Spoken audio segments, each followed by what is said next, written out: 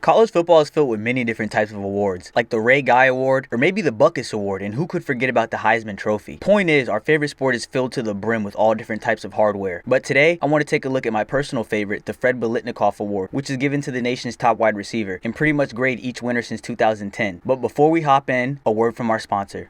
Bro, you know damn well your 500 sub channel don't got no sponsors. Well, anyway, make sure you like, sub, and let's get right into the video.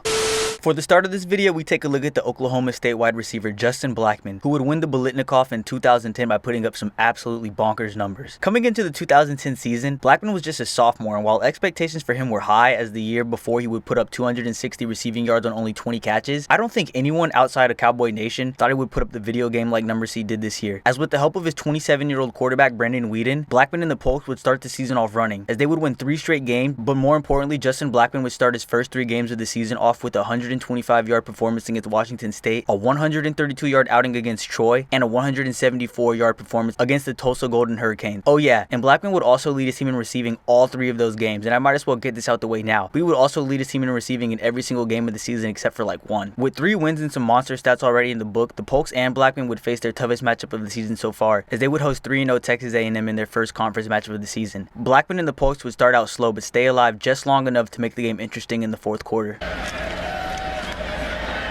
Weeden on first down, steps up in the pocket nicely. A dart to Black for this year. Weeden. Wide open is Blackmon. Justin Blackmon, touchdown Oklahoma State. In his last 2 games, Weeden will try to answer. Blackmon has it. Have a game-winning drive in him. Down the middle, intercepted. 4th pick of the night for the game. Oklahoma State wins. It was a close call, but the Polks would come back and pull the win out, led by Justin Blackmon's 127 receiving yards on 10 catches with the touchdown on top of that for good measure. If you thought he would slow down after all this production, you would be dead wrong, as he would continue to dominate in his next 4 games. As during this stretch, he would put up 190 yards against Louisiana, 207 against Texas Tech, and 157 against Nebraska. The same couldn't be said for the Polks, though, as they would go 3-1 in this stretch, moving their record to 7-1. Something that I think is nuts is he missed the game against Kansas State, and this is the only time throughout the whole entire season where he didn't lead the team in receiving or put up 100 yards in a game, but that was because he didn't play, which is bonkers. After sitting out a game, Justin was ready to get back on the gridiron and dominate. Ranked 17th in the country, the Polks were set to host RG3 and the 23rd ranked Baylor Bears in a huge conference game. Weeden finds Blackmon. Blackmon broke 1. Just get underway in the 2nd period. Brandon Weeden dancing around. Got a man wide open. Yes, sir. Blackmon saying, let me. Blackmon coming around. Blackmon needing a block. 45, stretching it. 40, still in bounds. 20, Blackmon, touchdown. 35. Blackmon, great timing to throw it, and got the reception as Weeden found him. Baylor was no matchup for the Polks' high-flying offense and had no answer whatsoever for Blackmon, as he would hang 173 receiving yards on their head and add an extra 69 rushing yards, nice, for good measure. Just a straight-up ridiculous stat line. This dude was literally playing NCAA Road to Glory against the best college competition in the country. After tearing Baylor to shreds, the Cowboys would continue the disrespect by outplaying Texas and Kansas in a game that saw Blackmon finish with 145 and 130 receiving yards respectively. 10-1, there was 1 game remaining on the Polks' schedule. That was against their in-state rival Oklahoma. A win here would have the Polks and Justin Blackmon sitting pretty in the polls and award watch list. Had to settle for a field goal with good field position after the turnover. Now Weeden coming back. Didn't go to head-to-head. And here's the play fake by Weeden. Weeden through. He's got Blackmon open. Blackmon. Play action. Strike. Touchdown Blackmon. The onside kick. So they pick up all 11 are up for the Sooners. Puts it up high in the air, and it is Even though Blackmon would have a good game, putting up 105 yards, the Polks would come up just short, losing the game to the Sooners. Overall, it was a good season as they would finish 11-2 and win their bowl game against Arizona. But that's not why we're here in the point of the video, so let's get to Blackmon's awards and season stats. Blackmon would finish the season with a total of 111 receptions, 1,782 receiving yards, and 20 touchdowns. Insane. And would also add Big 12 Offensive Player of the Year with the unanimous All-American selection to his trophy case to sit next to his Biletnikoff award. This is without a doubt one of the best wide receiver seasons in college football history, and I just have to grade Blackmon's 2010 campaign with an A+. Okay, here we are in the year 2011 to talk about and grade our next Biletnikoff Award winner. And for this one, we really don't have to travel far. Actually, we don't have to travel at all as we're staying in Stillwater, Oklahoma, because guess what? Justin Blackmon won the award again for the second time in a row, and with a lot of the same cast. Well, at least he had the same quarterback, as the now 28-year-old Brandon Weeden was back to toss the pill. Shit, 28? Is it still too late for me to enter college football and maybe take over? Who knows? Did you hit your head at all? No, I just did it on purpose because I'm just practicing. I'm going to walk on at UNR for football. All right. I've been trained. They call me the White Geronimo. The White Geronimo. What position you want to play in football? Running back, 34. Starting the season ranked 9th in the country, the Polks and Blackmon would jump out the gate sprinting as they would win their first 3 games easily, as Blackmon would put up 144 yards against Louisiana, 128 against Arizona, and 57 yards against Tulsa. And I know that last one might seem low, but you gotta realize after that historical season Blackmon had last year, every coach was spending majority of their game plan focusing on shutting down Blackmon, and even that wasn't enough to truly stop him. 3-0, the Polks and Blackmon's biggest game of the season so far was coming up as they would be traveling to the home of the 12th man to face Ryan Tannehill and the 8th-ranked Texas A&M Aggies. 5. Brandon's a senior on target, just short of a. Here comes a blitz. They get nowhere near Weeden. Throws across the middle. Blackmon has work to do, and he got the first down. Formation now. Weeden throws it to Blackmon. Whoa. They keep it rolling offensively. They've scored 3 touchdowns in this quarter. Weeden over the middle. Blackmon finds the middle again. Retreats away from first down yardage, then got it back. Weeden. Good protection. And tired rushers, and Blackmon has the ball. Lost it! Lost it before he got into the end zone. For the Aggies, they have to stop him. Weeden throws it up high. Blackmon bounced out of bounds, apparently short of the end zone. Let's see if they don't run out of gas.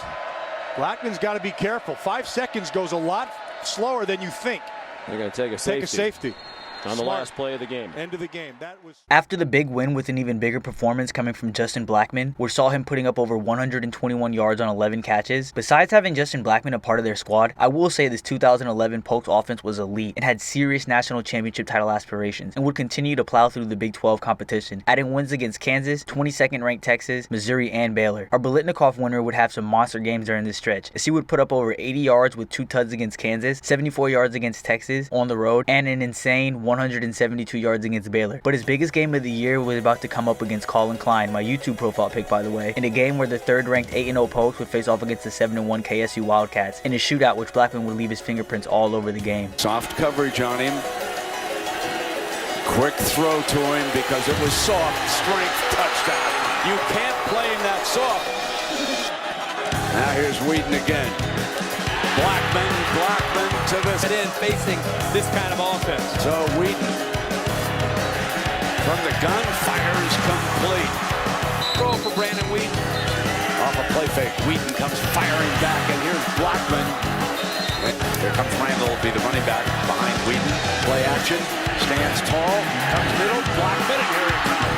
And turnovers that he has had. He still had a pretty solid night in this game. Wide open, there's Blackmon. Blackmon dashing for the end zone.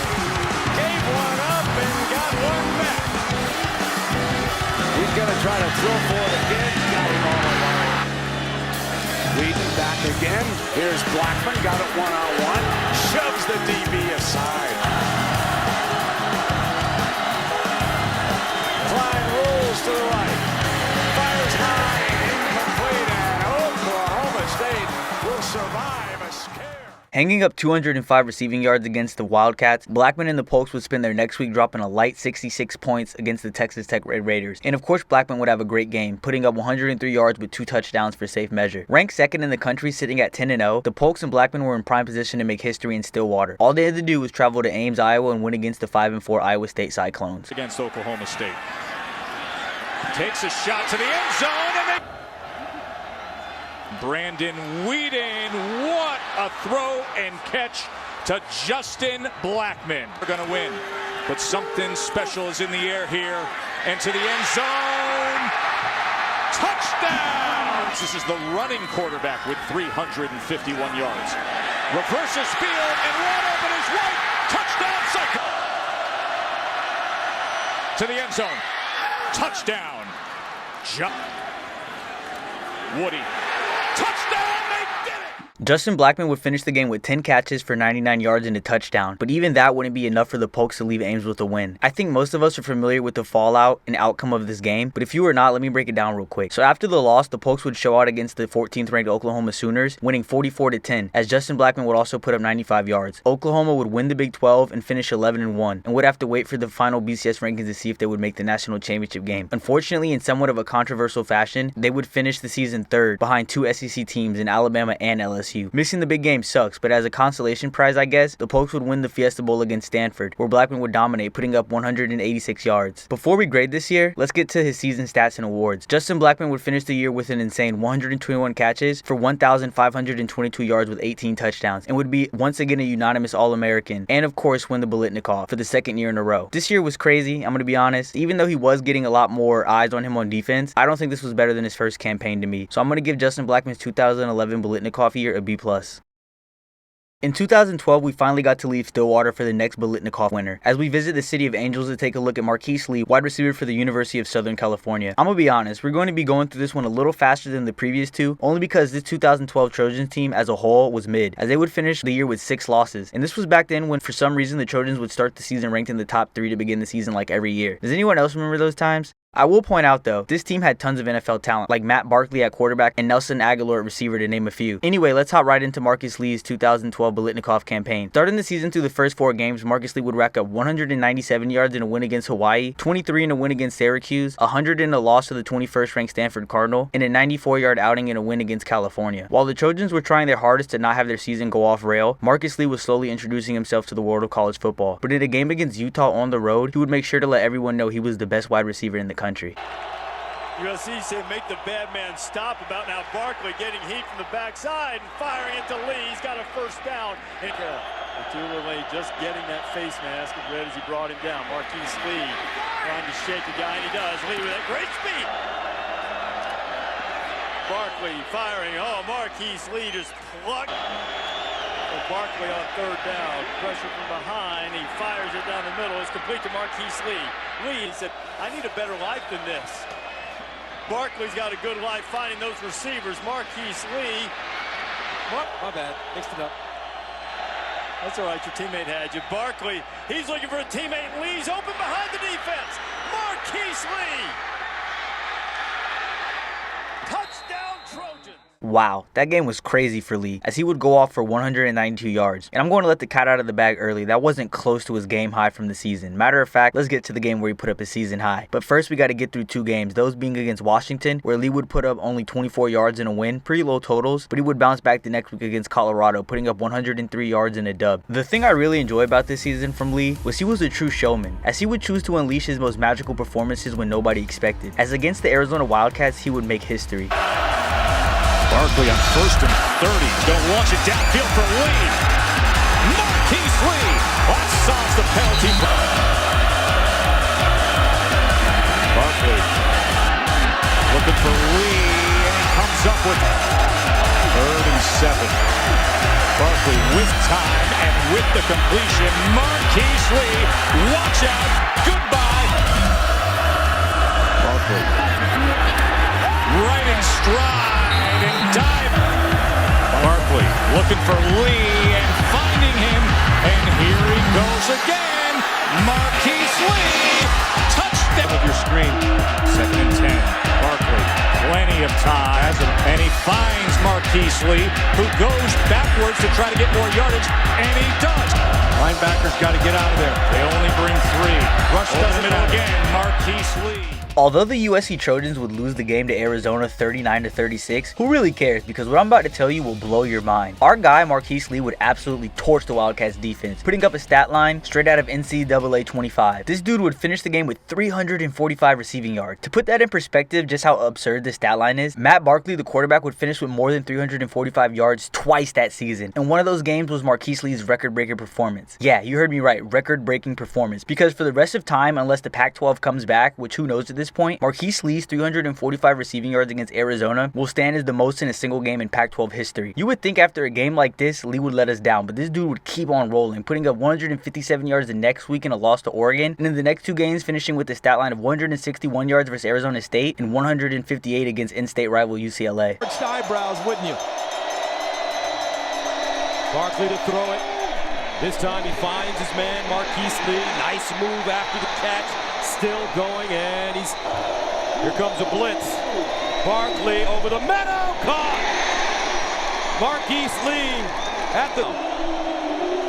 Here's Barkley underneath. Marqise Lee, touchdown Trojan. Behind them, they're going to take an extra couple of yards and back up in this situation. Marqise Lee over the middle.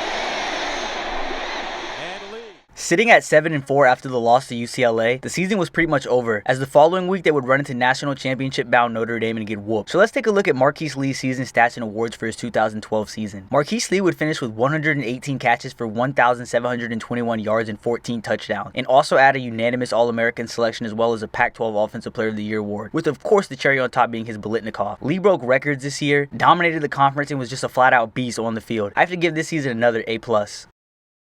Alright, so for our 2013 Biletnikoff Award winner, we have to leave LA, but we're staying in the Pac-12 and visiting Corvallis to take a look at Brandon Cooks, wide receiver for the University of Oregon State. So just like our previous entry, this 2013 season for Oregon State and Brandon Cooks really didn't have any kind of storylines during the season because the team as a whole was average, as they would finish 7-6. But that doesn't take anything away from Brandon Cooks' monster season. Cooks did have some momentum coming into the year, as in the season before he would put over 1,100 receiving yards. So I'd say it's pretty safe to say that Beaver Nation had high expectations for him this upcoming season. And if you ask me, I think he far surpassed them. But let's jump right into the season. Starting the year off, Oregon State would catch an L to Eastern Washington, 49-46. Definitely a loss that they shouldn't have took, but it wasn't Cooks' fault because Cooks would finish the game with 196 yards. It was a tough loss to take early, but the Beavers would bounce back the following week and easily handle Hawaii, with Cooks finishing the game with 7 catches for 92 yards with a pair of tuds. I guess Brandon Cooks wasn't a big fan of finishing second on the team in receiving yards like he did against Hawaii, because in his next game against the Utah Utes, he would make a statement in an overtime thriller. They had the blip against Eastern Washington, came back strong second half against Hawaii. Long ball, Manning under pressure throws. Found an opening off the 45-yard line. Cooks. So job of recognizing what Oregon State needs to do. 8th play of this drive. Beautiful play action down the middle of the field. On target inside the 10 is Brandon Cooks.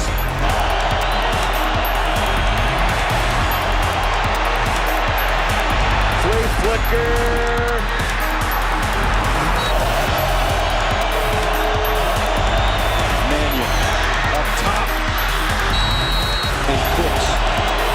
Receivers, Mannion up top, ball in the hands. 2 things I have to say. 1, those all-white Oregon State uniforms are so tough. 2nd, Cook straight up dominated that game as he would finish with 9 catches for 210 yards and 3 touchdowns. Utah had no answer for Cooks literally the entire game, but you really can't blame them because you could say the same thing for the Beavers' next 3 opponents as Cooks would cook them, putting up 141 yards against San Diego State, 168 yards against Colorado, and 137 yards against Washington State. So far through the year, Oregon State was sitting at 5-1, and Cooks had already racked up through 6 games so far 944 receiving yards. Cooks was tearing up the Pac-12, but would save his magnus opus of the season for a game against conference opponent California. Same high school as Deshaun Jackson, the great Eagles receiver. This one to the 1. Play action fake. Mannion with time and unloads. That one's underthrown. It's caught. They haven't been successful running out of this either. And they give it on the end around to Cooks. Cooks, touchdown. Player from being hit in the sternum with a helmet. Mannion seems to be all right. Goes with a flanker screen to Brandon Cooks. Cooks reverses his field. Touchdown. Leader Matt Barkley in terms of yards. This one is underthrown, but caught by...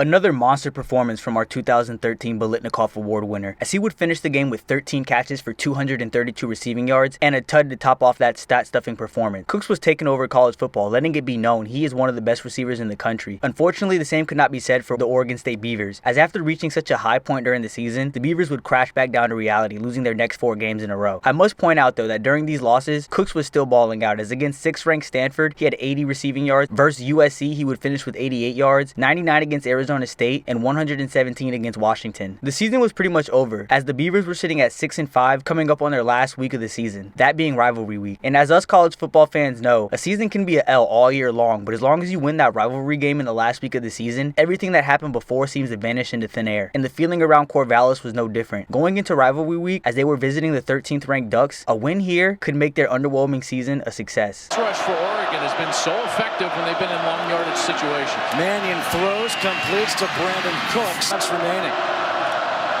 Ward. It's complete here to Brandon Cooks. Look at him shake and bake.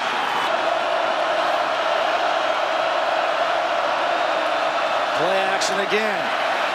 Mannion comes back near side, and he completes that pass to Brandon Cooks. A handoff to Bolden, and Bolden breaks through. Touchdown Beavers! And 10. Mariota with time over the middle. Touchdown! Cooks would finish the game against Oregon with 110 yards and leave it all on the field. Sadly, they would come up just short to their in-state rival. It was a mediocre season finish for the Beavers, but the same couldn't be said for Cooks, so let's get into his season stats. He would finish the year with 128 receptions for 1,730 receiving yards, which is the Pac-12 single-season receiving record, by the way, that will probably never be broken because, as we all know, the conference doesn't exist anymore, as well as adding 16 touchdowns on top of that, with a consensus All-American for good measure. For Brandon Cooks' 2013 campaign, I have to give it an A. It would be an A+, but the lack of a Pac-12 Offensive Player of the Year award and not being a unanimous All-American is my reasoning. Leaving the state of Oregon, we finally get to travel to my side of the country, the East Coast, for our 2014 Biletnikoff Award winner, Amari Cooper, wide receiver for the University of Alabama. I think it's safe to assume that Amari Cooper probably has the most name recognition out of all the entries I've covered so far in this video, so I'm going to skip the glazing and just jump right into the crazy season that Cooper and the Tide had in 2014. Starting the season off, Alabama would obviously run through their cupcake opponents, racking up 3 straight wins, which Amari Cooper would finish with 130 receiving yards against West Virginia, 189 yards against FAU, and 135 receiving yards against Southern Mississippi. I heard Southern Mississippi has a really nice volleyball gym. 3-0, the Tide and Cooper were hosting the greatest football team in the entire universe, the Florida Gators. I know, I'm doing tricks on it right now. Pause. But I'm a diehard Gators fan, sorry. Anyway, I guess Cooper wasn't a fan of me glazing Florida because he would torch my Gators so bad I thought I was watching the Fantastic Four. Sims. Nice. Amari Cooper. Sims goes deep. Cooper got it. Play fake. Sims goes deep. Wide open. Oh my gracious. Amari Cooper will throw. I think I agree with Will. They got to be able to run the ball between the tackles. Here's Cooper deep. Got it. Are you kidding? Got it. My gracious. All right, that was a Cooper.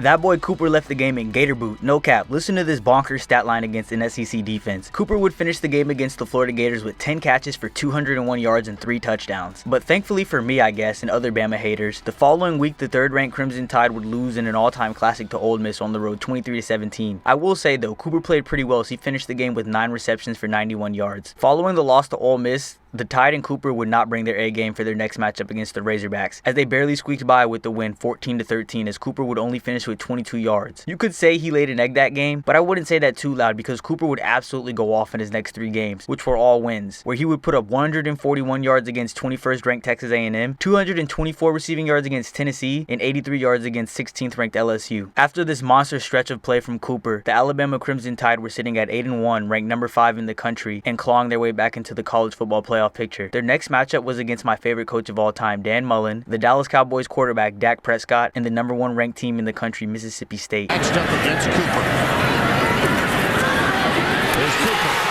There's a touchdown. I'm just thinking about the folks who don't know our point of reference. Deep for Cooper. Leaping. Catching. At the one. Did so many times, and obviously he guessed right. They're down 6-6. Got it.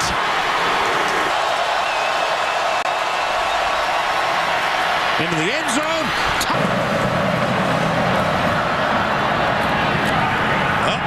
Weekend. Take a knee. Crimson Tide.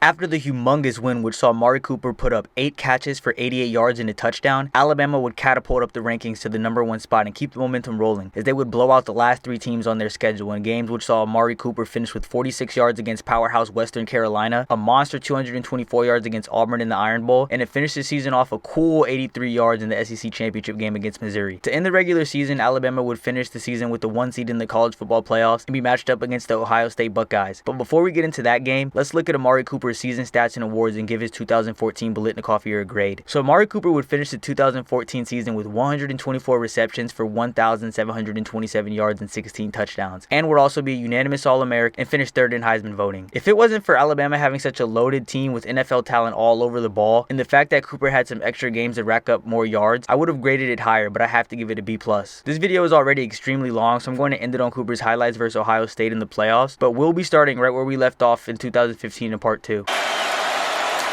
They fake the pitch to him. Sims on a bootleg. Throws on the run. Touchdown, Amari Cooper. Or, if at all possible, with 19 seconds left. End around. And now a pass coming up. Spencer to the end zone. Thomas. Did he get a foot down? Yes. Play action.